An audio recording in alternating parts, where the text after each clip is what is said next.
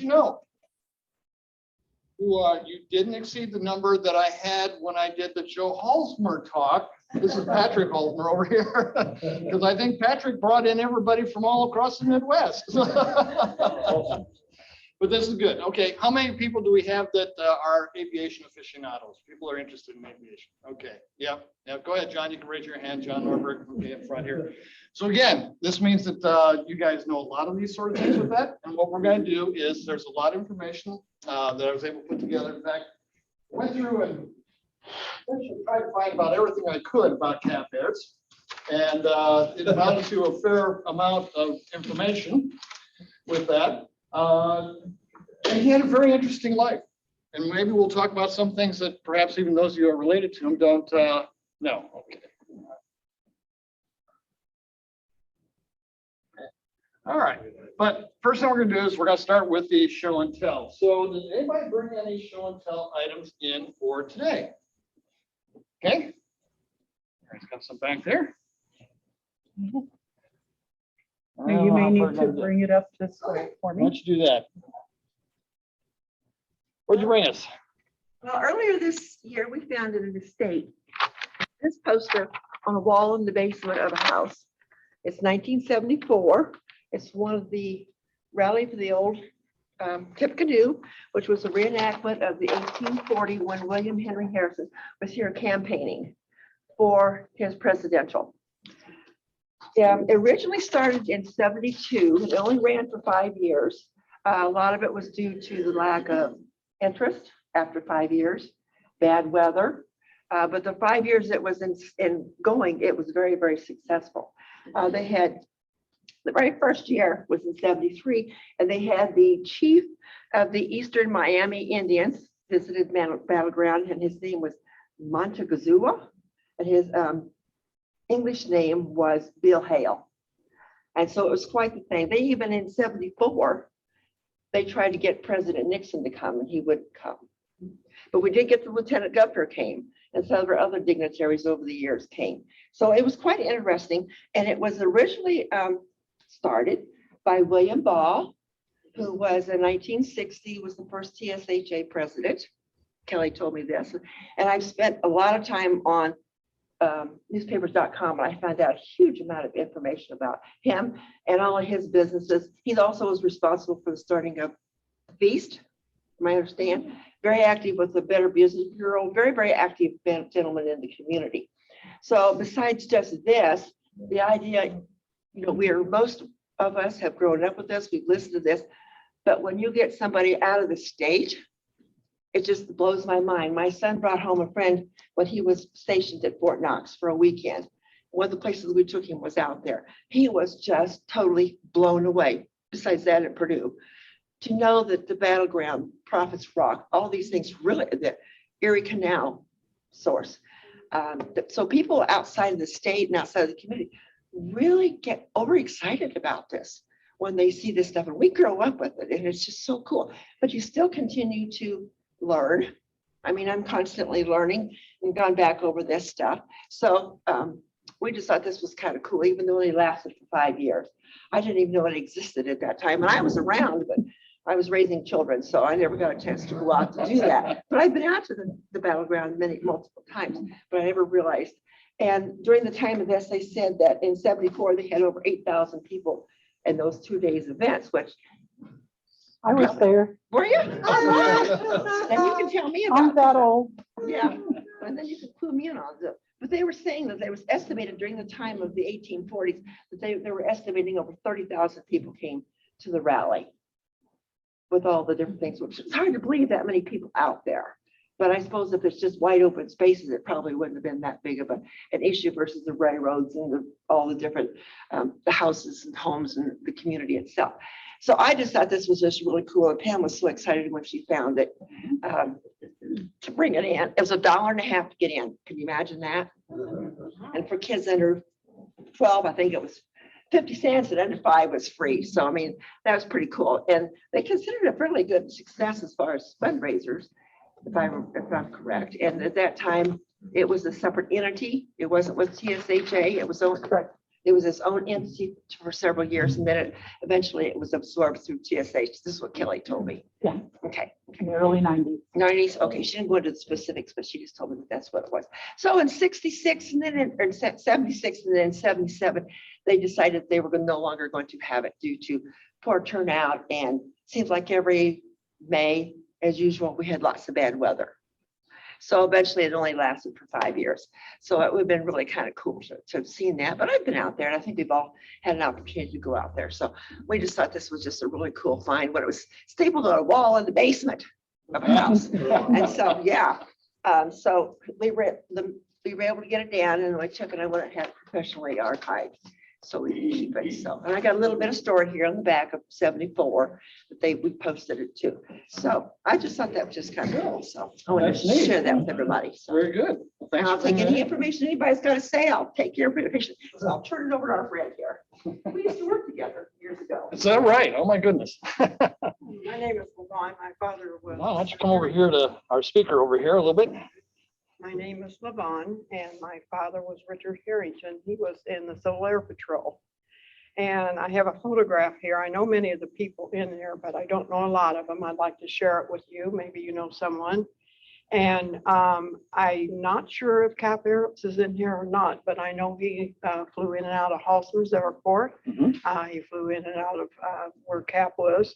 And like I say, I just want to share it with people. Oh, that's great. Well, thanks for bringing that along. Yeah, we'll pass that around. Ned knows everybody. So he may be able to help you with that. But great. That's great. Thank you. Thank you. Is there anything else anybody brought in? Okay.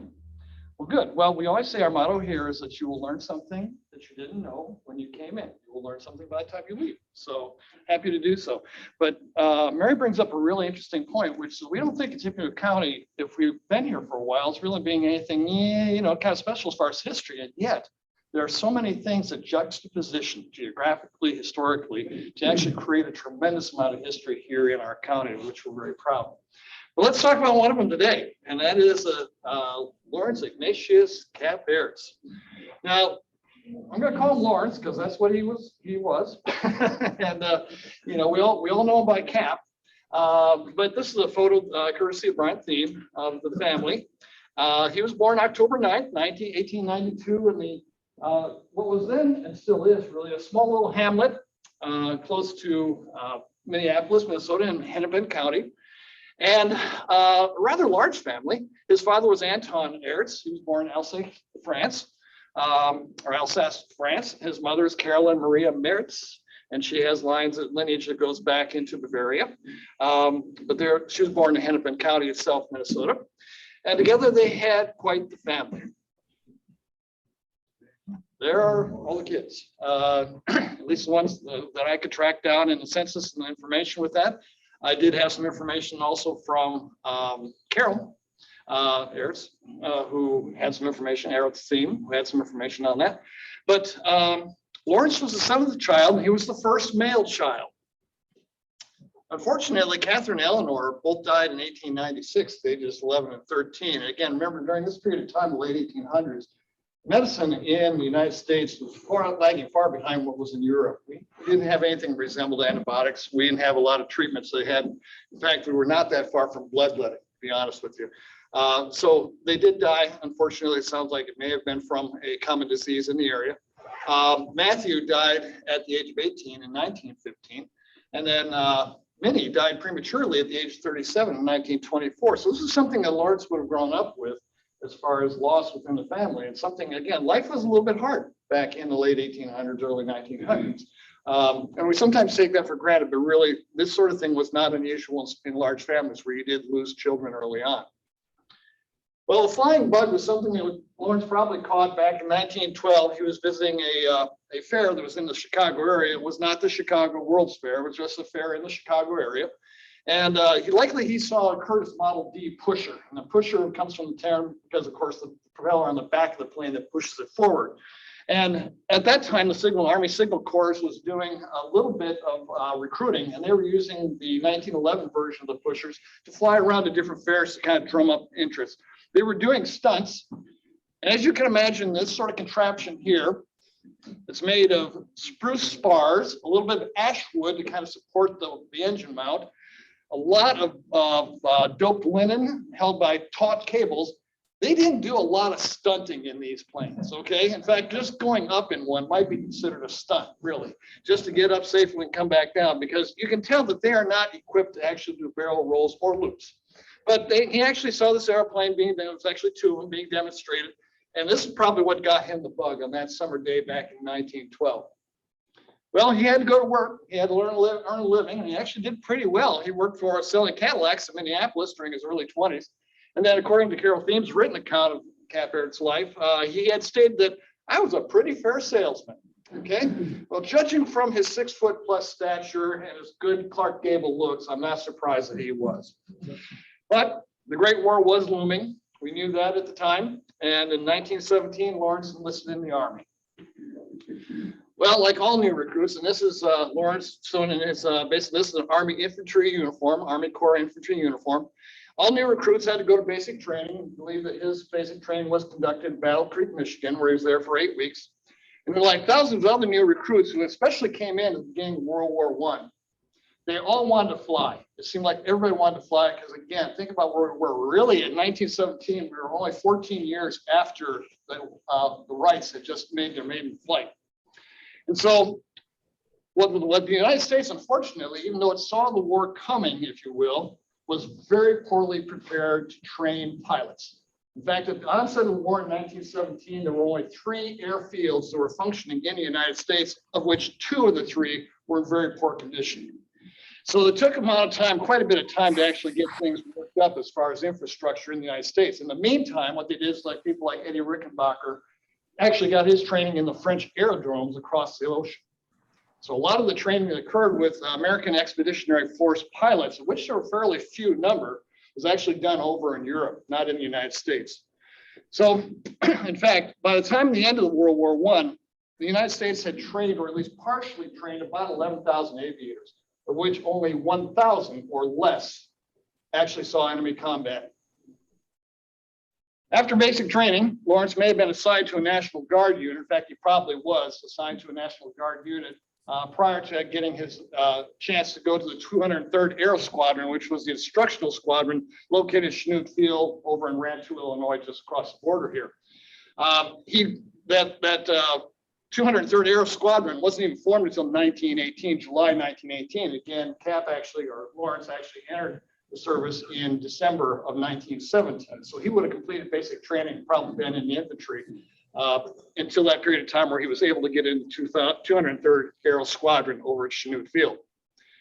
Now, if we go back and we look at the National Guard Registry from 1927, which lists all individuals who were actively engaged in the National Guard during that period of time, we find this information on cap, and it looks like gobbledygook, government jargon. But what it basically this sentence is saying up here is that in 1927, September 26, 1927, Lawrence Aerts was promoted to the rank of first lieutenant.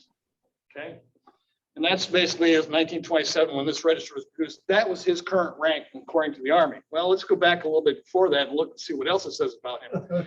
The Army Corps, he entered the Army Corps on December 14th of 1917. So he came in very end of 1917. He moved up the ranks from private to sergeant first class at the time when he left the Corps, July 21st, 1919, when he was a member of the 203rd Squadron, which was demobilized in November 1918. Now, he hung around, obviously, from November 1918 until 1919 at Chanute and actually got additional training.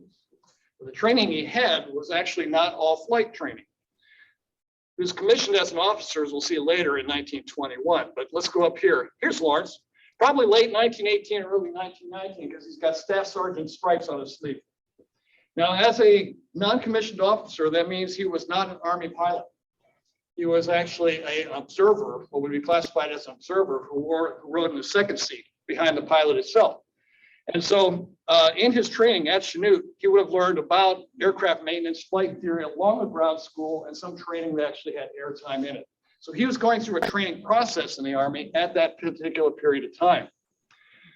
Also notice, this is one of the few photos we have that he had not grown his characteristic Clark Gable mustache yet, okay, that you will see so prominently in all the other photos. Very handsome gentleman, right? Very striking. No wonder he sold those Cadillacs.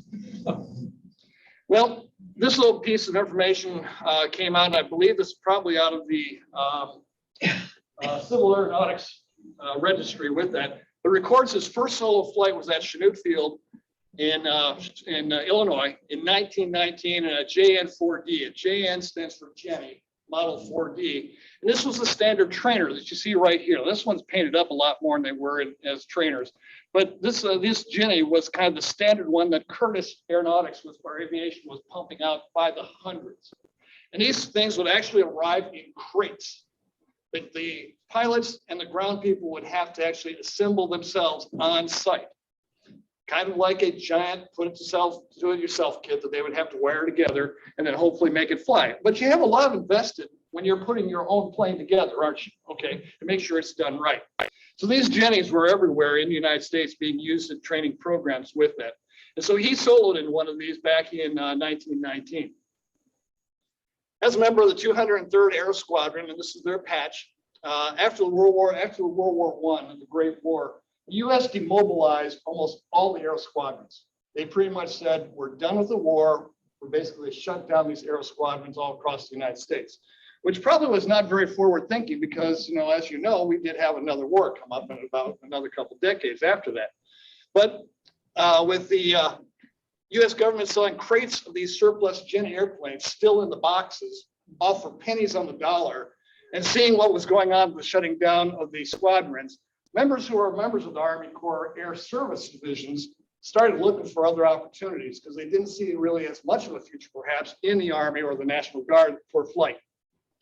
Well, in 1919, as it turns out, the commanding officer Chanute wrote the Kokomo Chamber of Commerce. He had been directed to actually go out and start to recruit individuals for the Air Service, for the U.S. Army Air Service. And so one of the places he contacted was Kokomo. And he requested that they provide them 2 spaces for landing aircraft, a couple of these Jennies, there as part of recruitment tools for the U.S. Air Service. The individual who was tagged to do that was a gentleman named Lieutenant Wilbur Fagley. And Lieutenant Wilbur Fagley features prominently in Aretz's early career as a pilot. Well, Wilbur flew in, Lieutenant Fagley flew in, was entertained by the city father. In fact, he was wined and dined quite regally in his description with this. About 2 weeks later, was so impressed by that, and they were so impressed that he returned this time with Lawrence Aretz in the back seat as the observer. And the two of them met with the business leaders to talk about forming the Kokomo Aviation Corporation. Well, while their visit to Kokomo was quite successful, they had a little problem coming back. Airplane wrecked in flight here. This is up in Roselawn. Well, apparently what happened was that this is the first time that I was able to find Lawrence's name actually appearing in the newspaper in the Logansport Faro Tribune on May 16, 1919. Apparently, Lieutenant Fagley and his observer, that would be Lawrence, escaped injury this morning at 10 o'clock when an Army airplane, which they were driving, struck a clump of bushes in a wheat field near Roselawn. What happened was he actually lost power, came in, and as he got close to the land, he was actually trying to find a field where he could land. The front struts were caught by a low bush. And it's a rose bush, it's pretty tenacious, right? So it nosed the plane right over on its nose, straight up and down. And what they're afraid of course, was that it was going to go ahead and topple on over. Well, fortunately, Fagley and his observer, Lawrence Aretz, had just given an exhibition, but they escaped without injury. It banged up the propellers, you can imagine, damaged a little bit of the engine mount, but they repaired that, and within the next day, they were off and back at Chanute. But that was Lawrence's first and probably personal experience with an aviation quote unquote crash, which they walked away from. So I guess the definition of a crash is not necessarily one you can walk away from. A good landing is anyone you can walk away from. So on July 21st, 1919, Lawrence Aretz was honorably discharged from the regular Army. And you can see right up here, he was part of the organization, was the 203rd Aero Squadron, regular Army, Chanute Field, Rantoul, Illinois, honorable discharge with that. And with the idea in mind that he was going to help Lieutenant Fagley get started with a new field in Kokomo, he packed his bags and headed for Kokomo, Indiana. Now here's the Kokomo Airfield. And you can't see it very well here. That's Lawrence right there, the kind of taller guy. You will usually find him with this stance. Okay. And the way I've always been able to find him, other than just going and zooming in, is two characteristics. One, of course, is the mustache. The other is his ears. Okay. Now I'm looking around the room at the themes in here, and I'm seeing there's maybe some of the family trait has passed down a little bit. Okay? But anyway, he's right here, and this is probably one of the early pictures of the field. Obviously, you don't see any hangars here. You're seeing tents, but there are probably some hangars in there. Another photo again. This is from Brian Theme, and this is Lawrence right here. Another picture of Lawrence. He doesn't have his mustache in this one, so it had to be early 1919, early when they got the field going with that. As you can tell, it's kind of a rough and tumble sort of operation, if you will. Another one, again, motorcycle and so forth. This is from Brian also. I do not know who the lady is in the picture. And I thought it could be Carol, his mom, but I can't tell for sure from the appearance there. But anyway. So the question is, how do you make money in the, quote, airplane business in 1919? The war's done. Okay, people are dumping these airplanes everywhere. What do you do? Well, first off, you get local businesses to invest because they're all excited about bringing in something exciting to their town, to their community. And airports were a way to do that. Secondly, you purchase several crates of disassembled Jenny 4D trainers for $93 each from the government. Okay, you put the planes together yourself. Okay, wire by wire, sheet by sheet, doping the fabric as you go along. And then you start flying into little towns, landing on an open field, picking up people and giving them rides for $5 a piece. Okay, that's how you made money for the most part. You have to remember, this is long before we had a lot of commercial flying, and airmail really was taken up by the government. Okay, so it was not really open to civilian pilots to do that. So pretty much this was the sort of thing that a lot of them were doing to get by. And here's just an example. This is one where, in this case, Clyde Shockley, who was also, he was the quote unquote flying farmer of Kokomo and actually a competitor of the Kokomo airfield, and Lieutenant Lawrence Aretz. So this is a little bit later because this is after Lawrence had actually been commissioned. And then if you got lucky, you went to the state fair where you would be there among the locomotives and a tray of lizards. Okay. But according to, this is another interesting person, if you got time to look up, Mary E. Bostwick is a legend as far as female reporters in the early days of reporting in the 1900s with that. She did everything. And she was one of the ones who was part of the aviation community because she flew with everybody and knew everybody. She was not afraid of anything they could do. But she has an interesting story by herself. So she frequently wrote about aviation business with that, but pointed out that the airplane business was booming and that Major Fagley, at that time, he had been promoted to major, because we'll see here a little bit, who's actually ended up being the commander of a unit. But anyway, he was stunned. He was at the Indiana State Fair, and this guy came up to him, basically said, "I want you to take me up, and I want you to do them barrel roll stunts." Well, he did. Apparently, the guy came out looking a lot greener and paler than when he went up. So he was happy to oblige. Okay, as you can imagine, these things, of course, are not closed cockpit or anything. You're pretty much in the wind, okay? And you're hearing the wind sailing through those wires and tines that are holding the plane together. So it's quite an experience. Well, the two things that really gave the fledgling Kokomo Aviation Corporation a chance to grow were, number one, the Indiana dealership for Curtiss Aviation, who happened to be the largest aviation company in the United States at that time, decided to have their Indiana headquarters at Kokomo Field, basically where Lawrence and Fagley had decided to set up shop. So they got the business there, which was a big score. The second thing they did is in 1922, the U.S. decided to reactivate aviation services and started to actively recruit to actually build them back up. Somebody finally figured out that planes were a good thing and we needed them. Okay, and so they started to reactivate these. And Indiana's 38th Infantry Division's air service, in other words, initially what happened was when they did not, the Army, being slow to change, of course, did not really have a separate air corps at that time. All they did was say, take their traditional infantry or artillery divisions and add to them an air service. Okay, And so they would just latch those on as kind of an appendage to them, like the same as their engineering service and their sanitation service. So they were right there with the guys who cleaned out the plumbers and latrines, okay?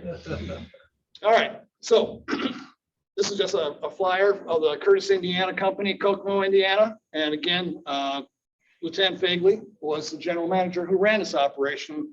And Lawrence was right in there as, I'm not certain he was really a partner with that, but he was right there with them. Again, here's Wilbur and Lawrence here with their Curtis, Indiana company, Jenny.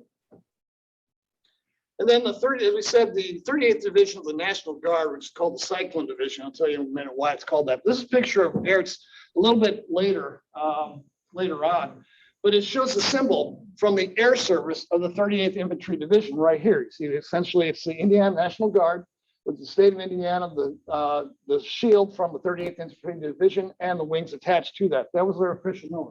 Now, where comes the Cyclone Division is that Lawrence missed out on something.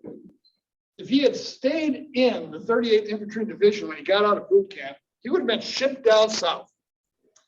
And he would have spent the rest of the war in the south, because the 38th Division never saw combat battle as a division. In fact, essentially towards the end of the First World War, they took members or units of the 38th Division, shipped them across seas for replacement, but that's it. The division itself stayed in the United States the whole time. But one of the things they had was about in the spring of one year, a cyclone came through and pretty much ripped up their entire camp. And hence they earned the name designated by their commander-in-chief as the Cyclone Division. And that's why you see the CY symbol on their shield. Anyway, this is the group that moved into the Kokomo field. And you can see this is the 1922 National Guard Registry. This is the people who were there. Wilbur Fagley was the major and the commander. And Lawrence is right down here as the second lieutenant. Well, here he is looking as a newly commissioned second lieutenant Aretz, August 1921. And his wings are so shiny and new, they still have a shine to them, okay? But one of the things about this that was kind of interesting is this was just not a group of flyers that the U.S. Army had dumped there. This actually was quite the operation, and the Army had a lot of plans for this Kokomo field. You'll notice on here it says that the government built 2 new steel hangars for Fagley and Aretz on the field, in which to house the 137th Observation Squadron with concrete floors, which is unheard of at the time. So this was kind of really state of the art, and it didn't cost them a penny because the government was paying for it. This was the first air service to be federally recognized in the 5th Corps area, which is essentially the Midwest, and is one of the largest and best equipped flying fields in the country. They had over 27 ships that were housed in the 2 hangars that they had there with the squadron, the observation squadron, which was a large number, probably one of the largest number of ships in any one location. The squadron was under command of Major Wilbur Fagley. And what they did, because they needed mechanics and ground personnel, they went to the Kokomo factories and recruited people off the line to come and work for them on the weekends and in their time off, which makes sense because what are they doing? They're unpacking Jennies out of crates and putting them together. Who better to do that than people who are putting automobiles together? Okay, so that's what they did. So in addition to running the Kokomo Air Service, Lawrence and Wilbur Fagley had the mission responsibilities that came along with being members of the Indiana National Guard, which included such things as aerial surveillance of labor troubles within the state. Remember, this was an extension of the government. So when there were problems within the state, and the very labor disputes and so forth that went on and ended up in riots, the National Guard would actually fly over as a quote menacing display to actually kind of show the prowess of the government, if you will, in those labor disputes. They did aerial mapping of the state, and they participated in war games in Fort Knox for a number of years with that. And this is actually a picture from 1932, and here's then Captain Aretz, who's over here on this side with the other gentleman who participated in that particular year, 1932 war game. This is also a picture from the 38th Division headquarters, and again, here's our buddy. Look at that guy, head above the others, okay? Clark Gable mustache, dashing, just dashing, okay. Unfortunately, in 1922, June 30th, Wilbur Fagley was killed. He was flying a plane back and flying a fairly powerful radial engine type aircraft. As he took off, it lost power, as he started to come down to do a dead stick landing, it caught power again. He thought he could basically pull it back up. As he did, however, and picked up speed, he didn't gain altitude, but he did the same thing he did in 1919. He hooked a shrub. And so doing, the plane not only went up on its nose, it actually caught a wingtip, wheeled around, and landed on top of him. It broke 2 of his vertebrae, and it took him about 4 hours, but he died after that. He was conscious during the time when it actually landed on him. He actually was directing them for how to get him out of the airplane while he was under the plane. But of course, he could not move at all. So he had 2 fractures of the spinal column. But again, it's kind of deja vu. The same thing that caught him in 1919 caught him in 1922, which much more dire things. When you think about it, this is probably one of the things that really impressed upon Lawrence early on, was the danger that was inherent in what you did. And one of his mantras was, most of the aircraft are going to do okay. It's the people flying them that usually cause the problem. And it's one of the things that he repeated over and over again to his students in some version or another with that. Now, here's another thing that I kind of came across here with that.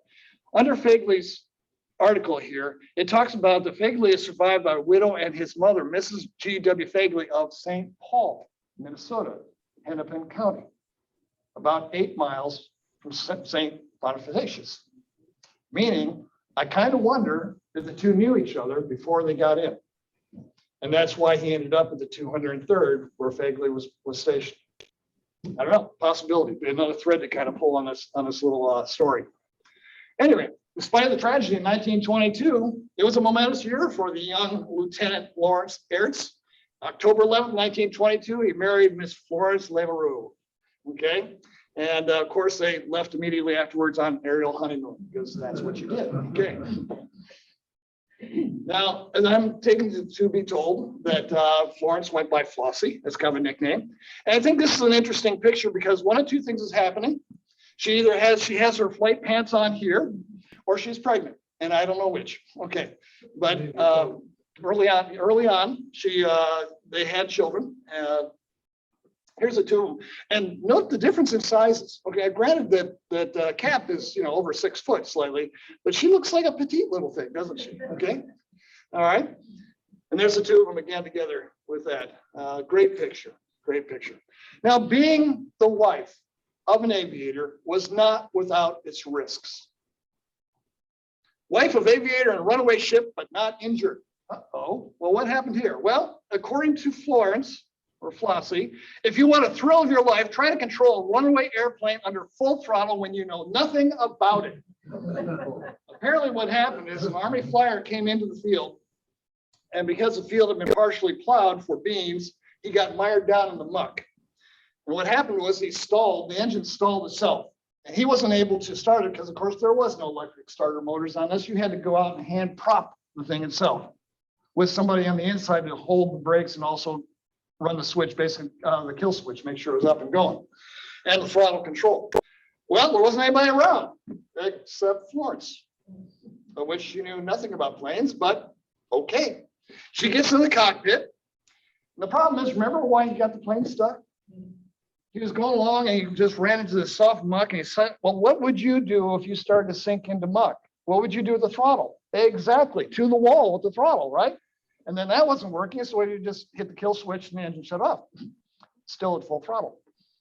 So now he gets out. Lawrence is in the cockpit and probably presumably hands to her sides. Okay. And he gets out there, spins the prop, catches first time, and roam. Now remember, this is a pursuit aircraft, the largest motor of the Army Air Corps. Okay, and this thing is going. Now, still, the good news is it's still below soft soil. So it's kind of dragging along like this, but the only thing they could do, since she didn't know what to do, and he's on the outside and she's in the cockpit, all he could do is grab onto the wing, dig his heels in, and kind of hang on to it as best as he could. Well, the plane made a gradual circle around him once, maybe twice. And what he did, because again, Flossie didn't know what to do, he's working his way along the wing, closer and closer to the cockpit, until finally he reaches up, gets in, and hits the kill switch, and the thing comes to a stop. So So she survived. But boy, I bet that made a great tail dinner that night. Okay. So this is a picture of Lawrence from Louisville Courier Journal in 1923. And you'll notice the expression on his face looks different than the other expressions that you see with him in the earlier photographs. He seems more serious, more intent. And that may be just the way you caught him in the picture with that, but life had changed quite a bit for Lawrence by 1923. He'd lost his friend, mentor, and colleague, Wilbur Fagley, and I put both spellings up there because it kind of is 50-50 as to how it's spelled. He's now running the Kokomo Aviation Corporation pretty much by himself. He likely had to assume some leadership role in the 113 Observation Squadron housed there. They changed the name over from 137 to 113th because he was the one most familiar with it. And again, he had the ownership or basically managed the field itself. He got married and they had a child on the way, Richard, who was born July 15th, 1923. A lot of things going on in his life. To top it off, November 20th, 1923, they had a fire. What happened is that during the winter, they stored away a lot of their jennies that they had. They dismantled some of them, kept them intact, but they moved them into the hangar, the Civil Aeronautics hangar, the one the Kokomo Corporation owned, not the other two that were the squadron hangars. But they dismantled them and stored them for the winter in one of those hangars. It was thought that either electrical wiring or a hot bulb got too close to the wing that was stored there. And what are those wings coated with? Dope. Extremely flammable lacquer, which went up in a sheet like that. By the time the fire was noted, they called in to get help with that. But again, there was no water supply at that area. So there was no way to put the fire out. 16 aircraft, 30 motors, large amount of fuselage, wings, parts that had been disassembled were destroyed completely. The two hangars of the 113th Squadron were untouched, so that was good news. But they only had $10,000 of insurance, as it says there, $50,000 worth of damage done, a loss of the airplanes. I believe they did rescue two airplanes. We were able to get two airplanes out of the hangar itself. But in spite of the setback, life continued on at Fagley Field. Notice that they changed the name of the field to honor Wilbur Fagley. In October 1926, the 113th Observation Squadron, the Army relocated them down to Fort Benjamin Harrison, Indianapolis, at Schoen Field. And then later, about another year later, they moved it across town to Stout Field on the west side of Indianapolis. During that period of time, Lieutenant Aretz took a break from the Army. He actually did other things such as flying for Standard Oil, flying their large trimotor, their Ford trimotors during that period of time. But he re-entered the Army in July 1926, and by April 1st, 28, he was reported to captain and officially then became Cap Airts, okay, at that point. Now, charters became important at this point. In the late 1920s, again, barnstorming was still going on, but as Michael Murphy, who's a stunt flyer, will report, that the amount of expectations of the crowd for more and more dangerous stunts just kept going up. So that by the time you reach the end of the 20s and the early 30s, in the case of Michael Murphy, he's wondering why he's flying upside down, doing loop-de-loops, ground loops, etc., and everything like that. And the audience below him, he swears, is yawning. So stunt flyers are for those folks. Lawrence was not a stunt flyer. He was a safety, by the book, this is the way you do it sort of guy. And so in this case, he was doing more of the charter work for the airfield itself. And here is one of his charter passengers. A gentleman you all probably know, his name is Dr. A.C. Arnett. And this is an autograph here. It says, aeronautically, A.C. Arnett, February 1927. At the top, you can't quite see it, says, flew Arnett to Miami, Florida. And somewhere along the lines during that conversation on this charter to Miami, Florida with A.C. Arnett, the conversation came up about the future of aviation in Lafayette, Indiana.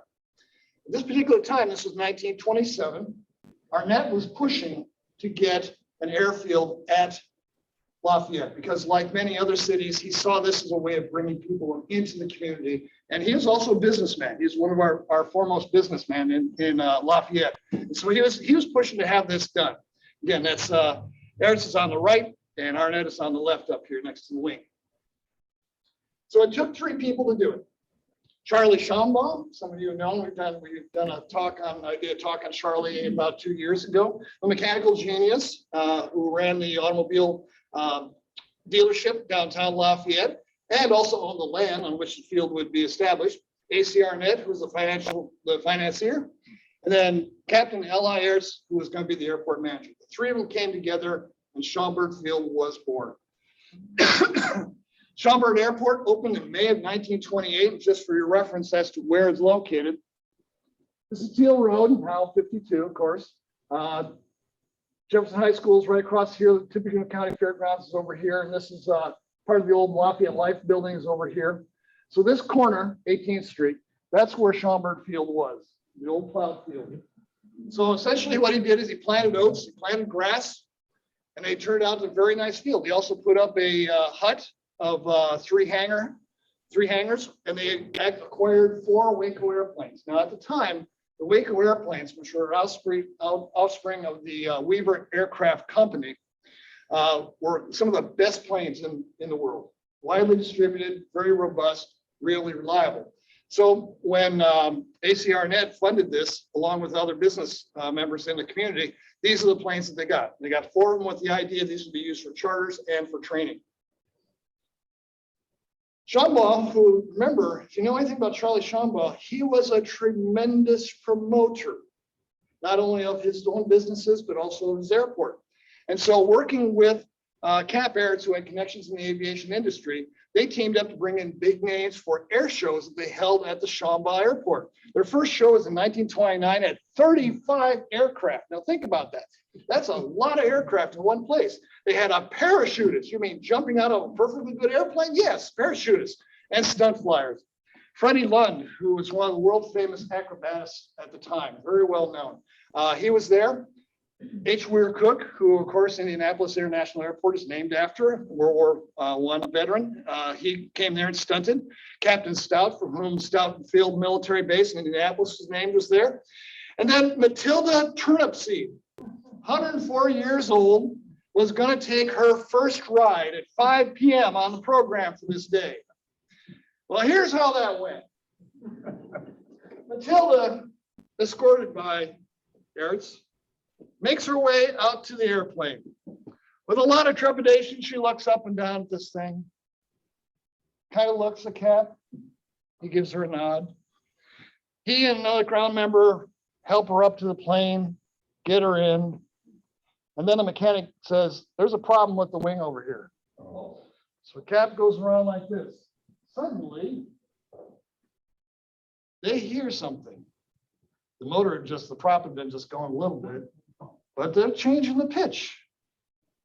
Matilda had hit the throttle. Oh. The plane slowly starts to roll forward with Matilda at the controls, sort of. Well, Matilda, everybody in the stands, of course, is watching this going on because she's the final act for the day.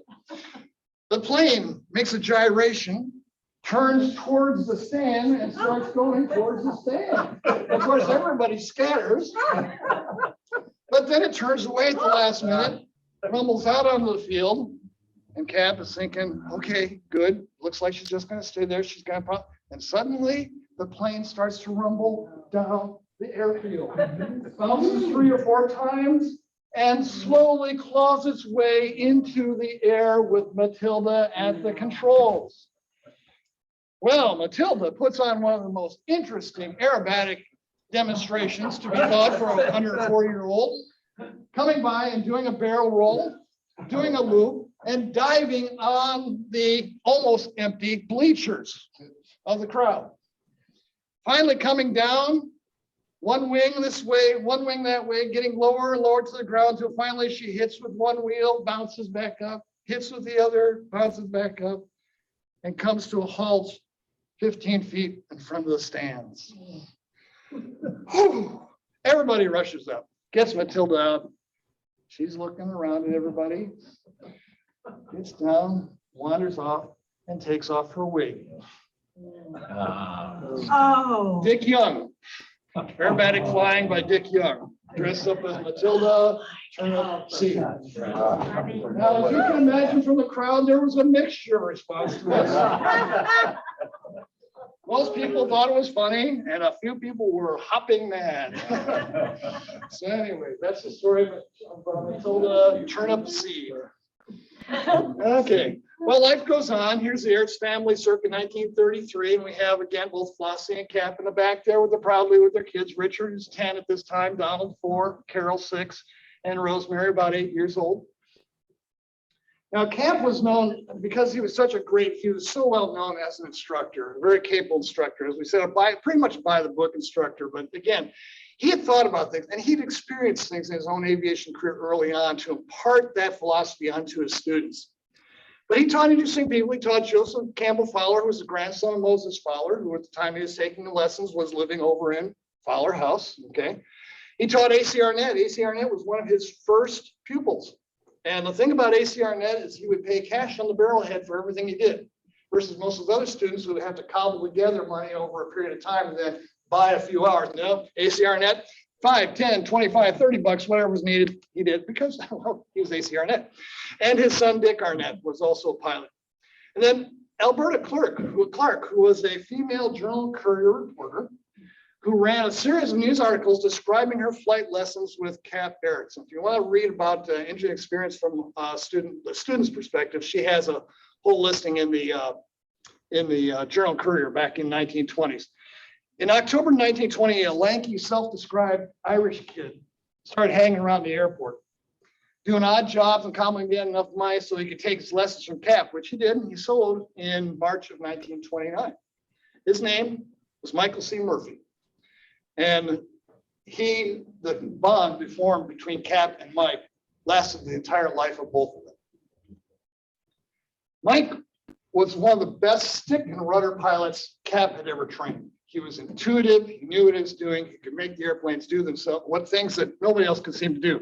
For example, Mike went into stunting and barnstorming. And this is a contraption that he flew at the Cleveland Air Races. If you look at it, it's an upside down airplane with landing wheels on both upper carriage and lower carriage. He would take off upright and land upside down. Okay. He was also the first person to take off and land on a platform on top of an automobile. Okay. So he would take off from that.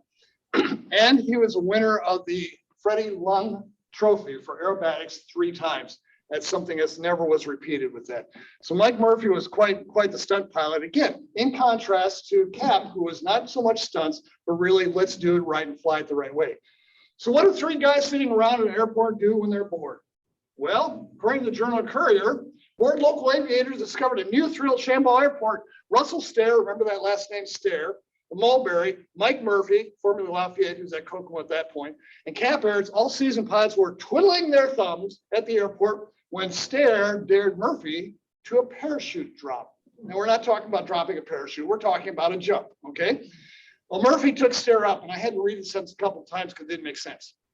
Murphy took Stair up, and they both made a leap from 2,000 feet. Now, I'm sitting here going, Murphy's flying, Stair's with him, they both jump. Yeah. Who's flying a plane? Okay, well, Murphy took Stair up on his dare, okay? Cap Aretz was the one who flew it. The way I look at it was kind of like Dad driving a station wagon with the 2 rowdy teenagers in the back seat. In order to keep an eye on them, he better do the driving. So yeah, Cap Aretz took them up. They both made previously undone, 2,000 feet jumps with parachutes, and they both landed well, fortunately, okay? But they'd never done it before. They did it on a dare, all right? So anyway, this picture, I think, epitomizes the friendship between Cap and Mike Murphy. Mike's on the left. And these are 2 of Mike's trophies there. And this picture was taken in front of Hangar 1 over at Purdue University. Now, Mike Murphy went on, again, and kept in touch with Cap his whole life. But he went on to actually start the glider program and champion the glider program in World War II. And so it would not have happened literally without Mike pushing this. And here he is as a lieutenant colonel with Brigadier General Pratt, who's on his right, and then Lieutenant May, who was the general's adjutant, and then Mike's co-pilot, Lieutenant Butler. This photo was taken about 2 days before D-Day. At the end of D-Day, only 2 of those people would still be alive. The story behind that, where Mike flew the first glider into Normandy on D-Day, that story is so interesting that Steven Spielberg put it in the movie Saving Private Ryan. So if you look at that and you look at the glider scene, the story that is told by the pilot as he crash lands is the story that Mike Murphy experienced firsthand as a pilot on that aircraft. So it's kind of interesting. Mike went on to champion aerobatics. And again, here he is many years later with his Lund trophies. But there exists now at the French International Aerobatics Institute an award, one of the highest awards in the world, which is the Michael C. Murphy Aerobatic Award. So again, a gentleman who, again, this is one of those things, the legacy of Cap Aretz is not just in him and his kids, but also the people he touched and the lives that they went on to live. Then the Great Depression hit, back to Schaumburg Field. Cap Aretz and O.W. Stair, recognize that name? Russell Stair, his son, was the guy, the hooligan that went up with Mike Murphy to parachute jump without knowing what he was doing. Okay.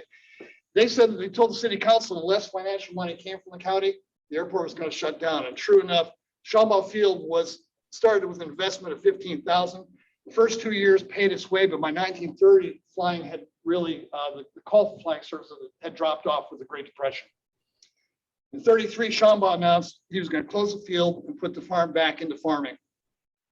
Now, coincidentally, at about that same time, about 1933, Cap flew President Elliott, Purdue President Elliott, on a cold winter day down to Indianapolis when the ice and the roads made car travel impossible. Elliott was impressed with aviation. He's impressed with the skills of Cap, and he's impressed by the person that Cap embodied.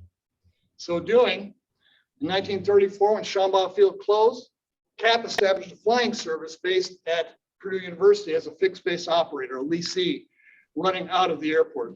And previously, because Schaumburg had a contract to train Purdue students to fly, it was only natural that Cap continued that work at Purdue University. Of course, he rubbed elbows with some interesting people there at Purdue University. Here he is with Amelia Earhart standing next to his plane. You know, there's his name right there with that. This is another picture of, again, Cap is on the right-hand side next to Bo McNeely, who was the mechanic for Amelia, President Elliott, and then George Putnam, of course, who was Amelia's promoter and husband. And standing behind them, Lockheed Electra, one that she flew almost around the world, but was lost in. Again, as John Norberg will tell you, again, Purdue University gave Amelia the money, but the name on the lease is Amelia's, not Purdue's. Did I get that right, John? Okay, all right. Wiley Post dropped in to say hi, not intentionally. He was trying to do his third stratospheric record and lost a supercharger somewhere over Ohio, circled back into Indiana because he was at quite an altitude. He knew of Schaumburg Airport, was headed for it, but of course it was in 1935. Schaumburg's airport's been closed for a year. But he saw Purdue, circled around a couple times and came down in the Winnie Mae. This is a picture of Wiley and Cap here. The Winnie Mae is inside Hangar 1 at Purdue University there with that. And that's a whole story in and of itself about how that came to be. Sadly enough, again, Wiley Post died with the Rogers 3 months or 4 months after this in a flight in Alaska. So it was the last time that they would have been seen together. But Cap knew him from even before he was famous.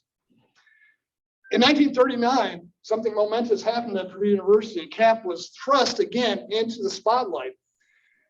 FDR, recognizing there was a war coming, this is 1939, realized not to repeat the mistakes of World War I, that we needed to gear up a pilot corps. So what they did is President Roosevelt wanted to train approximately 20,000 pilots in the next 2 years in anticipation that the United States may have to go to war and to be prepared. In so doing, millions of dollars was pumped into these flight program, training programs. And here we show you a picture over at Purdue University Airport of the 50 students who were selected for Purdue's program under Cap Aretz to actually train to be civilian pilots. Now this picture was shown literally in every community across the United States. This picture is taken from the New York Daily News. I have the exact same picture from the Spokane Gazette. Spokane, Washington Gazette, and every town in between. This is Cap with a student demonstrating that under the authority of the Civil Aeronautics Commission, that this is an example of students, one of the students who is going to learn how to fly under the need for 20,000 new students. So literally, Cap's face was all over the nation in this one particular photograph. Cap and his staff at Purdue eventually trained 639 of these students who went to not only the U.S. Army Air Service, but also to the RAF in Britain and also the Canadian RAF. So we supplied students really to all the major allied services. But in 1942 was the scariest flight for Cap. This is when he took his 80-year-old mother for her first flight. She had never been up in an airplane. And so she, as you said here, Miss Aretz, who was past 80, has never gone up with Cap Aretz. And so again, he was able to take her up in an airplane in 1942 at 80 years of age, and it looked like she thoroughly enjoyed it. Maybe not. I think, Cap's obviously relieved because you look at his left hand, he's got a cigarette. So again, but yeah, he took his mom up for an airplane ride in 1942. In 1945, all three of Cap's kids, Captain Flossie's kids, soloed on the exact same day. Now, unfortunately, Richard had died in 1940, so at the age of 17. He died of cerebral hemorrhage. Something he'd been sick for a while with that kind of and so he died suddenly from a cerebral hemorrhage at the time, so he's obviously not in this picture. But these three, again, ships off the old block, all soloed on the same day. In fact, the sisters waited until Donald got to be old enough that he could solo with them also. So it's kind of a cool sort of thing. In 1946, Cap left Purdue University and established the Aretz flying service at airport out on State Road 25. Beautiful picture. I mean, it's very inviting. Now, you folks who are themes here, is this a restaurant? Okay, all right. Yeah. So it's a beautiful picture, a beautiful, tranquil place out there. And you can see why Cap was very, very proud of it. Unfortunately, in 1953, a fire destroyed a converted old barn that had been used as a maintenance and shop and office, which again, it was a barn that had been there for a long time, so the dry timbers went up in a second. The Buck Creek Fire Department, which immediately you're sitting here going, well, let's see, did they have the horses draw the tanker in? Okay, Buck Creek. Anyway, Buck Creek Fire Department could do little but prevent the fire from spreading to the other buildings with that. It just went up too quickly. But the airport built new structures and carried on. Unfortunately, our story at Cap comes to an end in 1968. February 29th, 1968. Cap had been in poor health for a period of time prior to this. His son, Don Aretz, had been managing the airport, and so he and his wife, Ruth, partnered to continue to run the airport after Cap's passing, in a way continue on his legacy with that. Unfortunately, Flossie died just 2 years later, in 1970. Now, Don himself passed away in 1982. And Ruth decided to become the owner-operator of the Aretz Airport. And during that period of time, remember, this is a heavily male-dominated area of career and profession, okay? But it was rare, and she was well known for being a woman who not only did this, but did it successfully. Ruth retired in 1997 and sold the business, essentially ending the Aretz flying service legacy. And Ruth herself passed in 2020. And when you read her obituary, you realize how much she was loved by the community. So Captain Lawrence Ignatius Aretz, pioneer aviator, loving father, husband, grandfather, definitely a participant in history, lives that he touched, people he influenced, and teacher of hundreds of students who aspired to break the surly bonds of earth and fly. A special thanks to Tony Aretz, grandson of Cap and Flossie and son of Don Aretz, Tamara Aretz-Baum, the granddaughter of Cap and Flossie, Tony's sister. Brian Thiem was grandson of Cap and Flossie and son of Carol Aretz-Thiem, and Brian's brother John, who's here with us today. Brian and John are both here with us today. And thanks for all of you for attention. With that, Cap Aretz, the legacy.